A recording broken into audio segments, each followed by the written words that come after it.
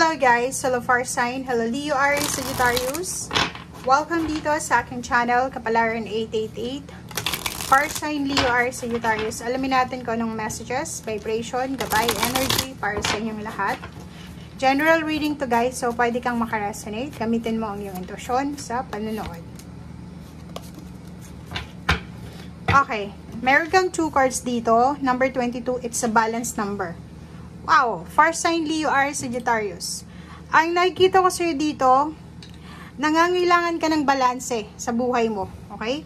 So, ibig sabihin niya, kailangan mo ng balanse. Kailangan mo ng peace and harmony and balance sa loob ng pamilya. It's either anak ka, it's either magulang ka, or kung ano man to, relationship, intimate relationship, make sure na kalmahin natin, okay, ang ating sarili, kalmahin natin ang ating pamilya, i-prioritize natin yung peace of mind. Yun yung sinasabi ng baraha dito.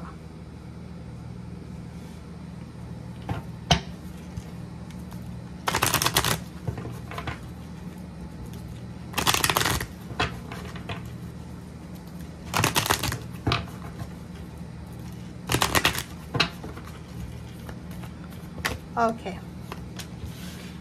36 distant horizon, family,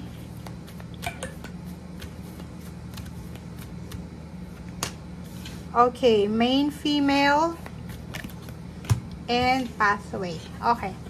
So, meron kang 3 cards dito sa second deck mo. Fire Sign, Leo, Aries, Sagittarius. If you're a single, okay, if you're single, looking for a relationship, babae ka man or lalaki, posibleng sa araw na ito, medyo may liwanag kang makikita. Pwedeng naghahanap ka ng karelasyon sa online, pwedeng mga dating website yan or dating, kung ano man yan, application. Nakikita natin dito yun na yung prospect mo, yung gusto mo is makatagpo ka ng karelasyon sa ibang bansa, ibang lahi, or kano pa man. So, nakikita ko sa araw na ito na posibleng makakaramdam ka ng pag-asa. Di ba? Parang may butterfly dito eh. Pwedeng mga 3 months or 2 months ka nang nagsasign up dyan sa mga dating application na yan. And ngayon may nagka-interest sa'yo. And nakikita ko sir dito na wala kang wala kang specific na edad. May edad or bata pa. And mas prefer mo siguro yung may pera or mas prefer mo siguro yung financially stable kahit na matanda na siya. Parang ganun ang nakikita natin dito. Kasi ito may edad na to eh. Okay? So, yun. Tingnan natin. First sign, Leo, Aries, Sagittarius.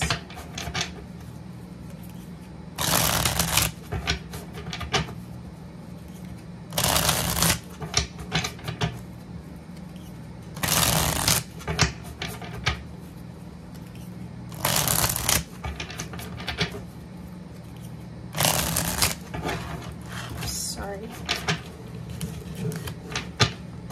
Okay. Fire Sign, Leo, Aries, Sagittarius. Ang ganda na ito. Itong gustong lumabas. Meron kang Queen of Coins. So, yun. Diba? So, sabi ko sa'yo dito, yung iba sa inyo dito is looking for a relationship, looking for a job na malayo. Diba? Pwedeng pangingibang bansa ito eh. Ito yung prospect mo, Fire Sign. Nakikita ko sir dito na gusto mong makaipon ng pera, gusto mong mahawakan yung pera, gusto mong makamit yung kayamanan. Ito siya, Queen of Coins. 3 of Coins, sinasabi ng baraha sa'yo dito na kung gusto mong makuha itong financial stability na to, Fire Sign, Leo, Aries, Sagittarius, may kailangan kang gawin, may kailangan kang pag-aralan. Kasi itong 3 of Coins na to, para makarating ka sa Queen of Coins, make sure na kompleto ka dito sa 3 of Coins. Ang 3 of Coins na yan, it's either business knowledge, educational knowledge, educational background, ano pa ba, experiences, parang ganon. And siguro, dapat handa ka. 'Di ba? So, hindi ka naman sasabak sa isang gera. Like, hindi ka naman magne-negosyo kung wala kang kaalaman sa negosyo na gusto mong pasukin. 'Di ba? Etong plano mo na abutin yung financial success, 'di ba? Eto ka, nasa proseso ka ngayon eh. fire sign Leo or Sagittarius, nasa proseso ka ngayon na gagawin mo ang lahat, makuha mo lang, mahawakan mo lang itong perang ito sa Queen of Pentacles. And Ten of Swords, nakikita ko sa'yo dito na siguro sa ngayon, isa sa pwedeng nag-udyok sa'yo para maging, sorry sa word ha, pero nakikita natin dito na medyo nagiging materialistic yung aura mo. Medyo, ang priority mo ngayon is finances, money. Kasi, marami kang napagdaanan di ba? Siguro, matagal kang nagtrabaho sa Pilipinas, or siguro maraming panahon na unemployed ka, and sobrang pagod na pagod ka na. Pagod na pagod ka na sa paghihintay, pagod na pagod ka na sa paghihirap. Eto paghihirap to Ten of Swords. Hirap na hirap ka na sa pagbabudget sa pera, relationship, hirap ka na sa pagiging single mo. Siguro kahit maganda ka naman, gwapo, hindi ka gustuhin ng kapwa mo Pilipino or yung mga taong gusto mo. So, isa yun sa dahilan kung bakit kailangan mong siguro makipagsapalaran na makipagrelasyon sa ibang lahi, or hindi ka masyadong swertehin na makahanap ng trabaho sa Pilipinas. So, yun din ang dahilan kung bakit gusto mong magtrabaho sa ibang bansa. Comment down below if you are resonated.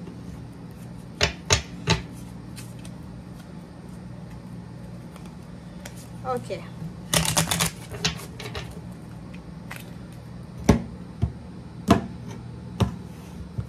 Okay, so Eight of Swords, yun, diba? So, yun, it's a confirmation to ng mga sinasabi ko sa'yo dito na sa sobrang restrictions na to, sa sobrang scarcity, sobrang paghihirap, mapapera man yan, or sobrang hirap ka na makahanap ng relationship, yun ang pwedeng magtulak sa'yo para subukan yung mga online business, or online application, or pwedeng sa pangingibang bansa, or pagkakaroon ng relationship sa ibang bansa, or kung ano pa man. So, Three of Swords, so nakikita ko sir dito na 8 plus 3 is 11. 8, 9, 10, 11, manifestation. So, yun yung dahilan kung bakit ka nagmamanifest ng financial success. Yun yung dahilan kung bakit ka nakatingin sa malayong lugar. Yun ang dahilan kung bakit nagre-research ka kung paano makapag-asawa ng ibang lahi. Nagre-research ka kung ano yung bansa na mas mabilis ka na aasenso. Nagre-research ka din kung ano yung negosyo na pwedeng magpayaman sa'yo ng mabilisan. Parang ganun ang nakikita natin dito. Okay? Paki-comment sa comment section. Thank you guys and see you again. Bye!